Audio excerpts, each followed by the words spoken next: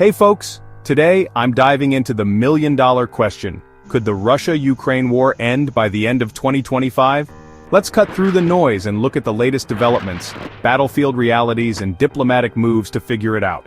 We're now in year 4 of this brutal conflict that kicked off with Russia's full-scale invasion on February 24, 2022.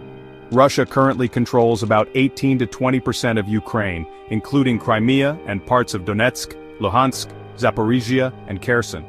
Meanwhile, Ukraine's holding a small slice of Russia's Kursk region since August 2024. The front lines are pretty static, with slow Russian advances in Donetsk. Both sides are bleeding heavily. Russia's estimated to have up to 600,000 casualties, while Ukraine has at least 70,000. It's a slugfest with no end in sight, but let's see why a resolution might be possible this year. A few stars could align for a 2025 resolution. President Trump is back and promised to end the war in 24 hours. He's initiated talks between the US and Russia in Saudi Arabia, although Ukraine wasn't invited yet. Putin has hinted at a temporary administration for Ukraine which could lead to territorial concessions. Trump's leaning hard on both sides, and if he keeps up the pressure, a breakthrough might just be possible. Ukraine's manpower is thinning, and while conscription is ramping up, morale is fraying after 3 years.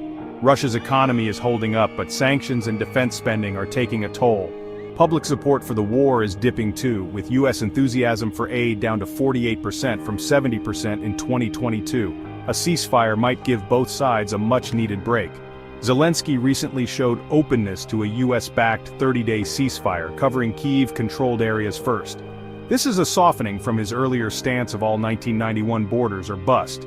If Trump's deal aligns with this, Kyiv might just go for it. Given these factors, the odds of a ceasefire by December 2025 are around 40 to 50%, assuming Trump's pressure works and Putin doesn't overplay his hand.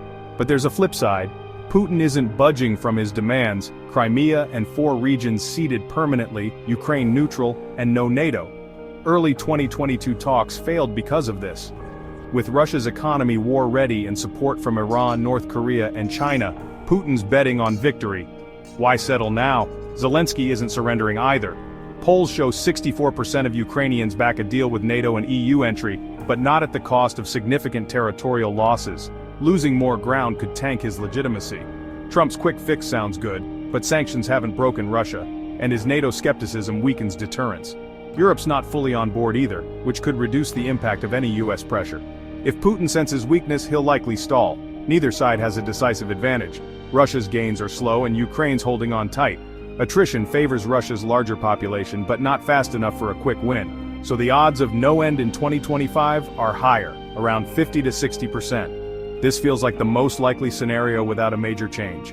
There are some wild cards that could shake things up. If Ukraine's lines crack, or Russia's losses hit a breaking point, one side might fold.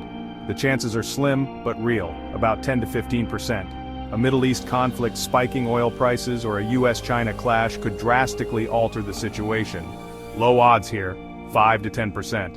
A ceasefire in 2025 isn't impossible. Trump's deal-making, Zelensky's pragmatism, and war fatigue could force a pause.